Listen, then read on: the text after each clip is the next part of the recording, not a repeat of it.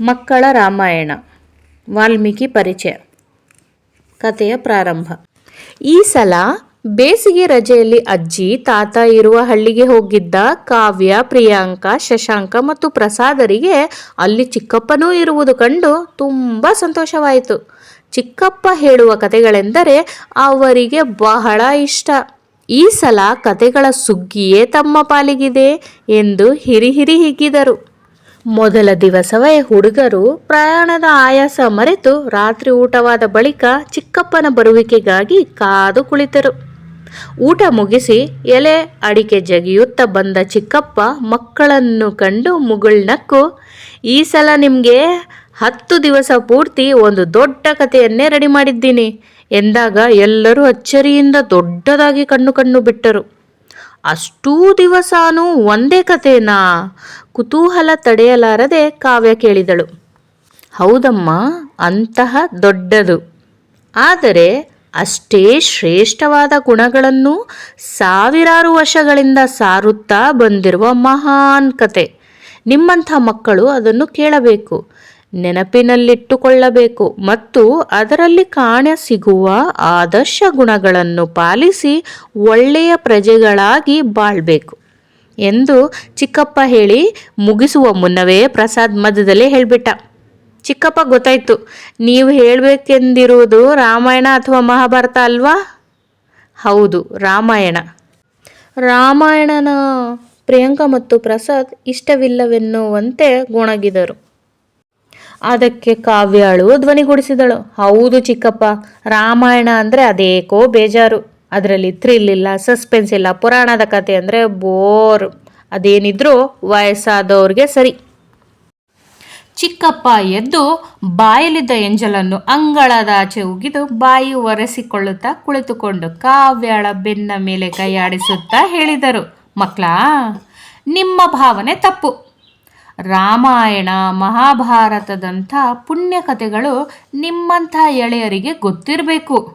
ನೀವು ಹೇಳುವ thrill, suspense ಅವುಗಳಲ್ಲಿ ಇಲ್ಲ ಅಂತ ನಿಮಗೆ ಯಾರು ಹೇಳಿದ್ದು? ನಮ್ಮ ಬದುಕನ್ನು ರೂಪಿಸಿಕೊಳ್ಳಲಿಕ್ಕೆ ಮುಖ್ಯವಾಗಿ ಬೇಕಾದದ್ದು ಒಳ್ಳೆಯ ಆದರ್ಶ ಮತ್ತು ಮಾರ್ಗದರ್ಶನ. ಈ ಗುಣಗಳು ಸಮೃದ್ಧವಾಗಿರೋದ್ರಿಂದಲೇ ರಾಮಾಯಣ ಇವತ್ತಿಗೂ ನಮ್ಮ ದೇಶದ ಕನ್ಯಾಕುಮಾರಿಯಿಂದ ಕಾಶ್ಮೀರದವರೆಗೆ ಜನರಿಗೆ ಪ್ರಿಯವಾಗಿದೆ, ಪಠಣ ಗ್ರಂಥವಾಗಿದೆ.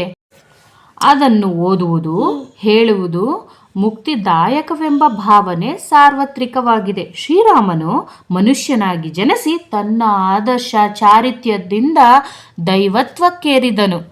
ಇಂತಹ ಅದ್ಭುತ ಕಥೆಯನ್ನು ಭಾರತೀಯರೆಲ್ಲರೂ ತಿಳಿದುಕೊಂಡಿರಬೇಕು.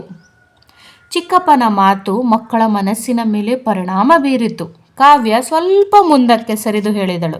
ಚಿಕ್ಕಪ್ಪ, ನೀವೇ ಹೇಳಿ, ರಾಮಾಯಣ ಅಂದರೆ ಏನೇನು ಘಟನೆಗಳು ನಡೆಯುತ್ತವೆ? ಅದು ಕಥೆಯಲ್ಲಿ ಚಿಕ್ಕಪ್ಪ, ಸಂದೇಹ, ಪ್ರಶ್ನೆಗಳು ಉಂಟಾಗುತ್ತವೆ.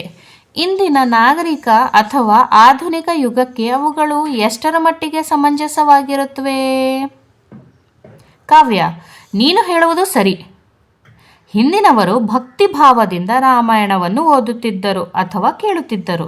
ಯಾವುದೇ ಸಂದೇಹವಿಲ್ಲದೆ ರಾಮಾಯಣದ ಪಾತ್ರಗಳನ್ನು, ಅವುಗಳ ಗುಣ ವೈಶಿಷ್ಟ್ಯಗಳನ್ನು ಒಪ್ಪಿಕೊಳ್ಳುತ್ತಿದ್ದರು. ಅದರಿಂದ ತಮ್ಮ ಬದುಕಿಗೆ ಸ್ಫೂರ್ತಿಯನ್ನು ಪಡೆದುಕೊಳ್ಳುತ್ತಿದ್ದರು. ಆದರೆ ಈಗ ಕಾಲ ಬದಲಾಗಿದೆ.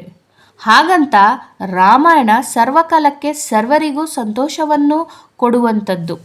ಪ್ರಶ್ನೆಗಳೇನೇ ಮೂಡಿದರೂ ನಮ್ಮ ಆಧುನಿಕ ಮನೋಧರ್ಮ, ಆಧುನಿಕ ದೃಷ್ಟಿಕೋನದಿಂದ ನೋಡಿ ಸಂದೇಹಗಳಿಗೆ ಸಮಾಧಾನ ಮಾಡಿಕೊಂಡ್ರಾಯ್ತು. ನಮ್ಮನ್ನು ಕಾಡುವ ಪ್ರಶ್ನೆಗಳಿಗೆಲ್ಲ ನೀವು ಸಮರ್ಪಕವಾಗಿ ಉತ್ತರ ಕೊಡ್ತೀರಾ ಚಿಕ್ಕಪ್ಪ? ಪ್ರಸಾದನ ಪ್ರಶ್ನೆಗೆ ಚಿಕ್ಕಪ್ಪ ಖುಷಿಯಿಂದಲೇ ಮರುನುಡಿದರು. ಖಂಡಿತವಾಗಿ. ನಾನು ಆಗಲೇ ಹೇಳಿದ್ನಲ್ಲ, ರಾಮಾಯಣವನ್ನು ಧರ್ಮಶಾಸ್ತ್ರವೆಂತಲೂ ಹೇಳುತ್ತಾರೆ. ಮನುಷ್ಯ ತನ್ನ ಸಂಸಾರ ಮತ್ತು ಸಮಾಜದ ಕರ್ತವ್ಯಗಳನ್ನು ಸರಿಯಾಗಿ ನಿರ್ವಹಿಸಿ ಸುಖ ಜೀವನ ನಡೆಸಲು ಈ ಗ್ರಂಥ ಮಾರ್ಗದರ್ಶಿಯಾಗಿದೆ. ಪ್ರಜೆ ಮತ್ತು ಸರ್ಕಾರ ಅಥವಾ ರಾಜ, ತಂದೆ ತಾಯಿ, ಯಜಮಾನ ಮತ್ತು ಸೇವಕ, ಗುರು ಶಿಷ್ಯರು, ಶತ್ರು ಮತ್ತು ಮಿತ್ರರು ಇವರ ನಡುವಣ ಪರಸ್ಪರ ಕರ್ತವ್ಯಗಳನ್ನು ಈ ಗ್ರಂಥದಷ್ಟು ಚೆನ್ನಾಗಿ ಬೇರೆ ಯಾವುದೇ ಗ್ರಂಥ ಬೋಧಿಸಲಾರದು. ರಾಮಾಯಣ ಈ ಕರ್ತವ್ಯಗಳ ಬಗ್ಗೆ ಹೇರಳವಾದ ಮಾಹಿತಿ ನೀಡುತ್ತದೆ.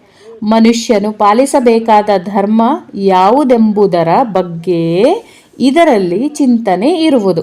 ಆದರೆ ಇದನ್ನು ಹುಡುಕಿ ನೋಡುವ ದೃಷ್ಟಿ ಮಾತ್ರ ನಮಗಿರಬೇಕು. ಇಂಥ ವೈಶಿಷ್ಟ್ಯ ರಾಮಾಯಣದಲ್ಲಿದೆಯಾ, ನನಗೆ ಗೊತ್ತೇ ಇರಲಿಲ್ಲ ಎಂದು ಕಾವ್ಯ ಹೇಳಿದಳು. ನನಗೂ ಅಷ್ಟೇ ಎಂದು ಪ್ರಸಾದ ಅವಳ ಮಾತಿಗೆ ದನಿಗೂಡಿಸಿದ. ಹೌದು ಮಕ್ಕಳ, ರಾಮಾಯಣದ ಕತೆ ತುಂಬ ಸರಳ ಮತ್ತು ನೇರವಾದುದು. ಇದರಿಂದ ನಾವು ಕಲಿಬೇಕಾದ ನೀತಿ ಕೂಡ ಅಷ್ಟೇ ಸ್ಪಷ್ಟ.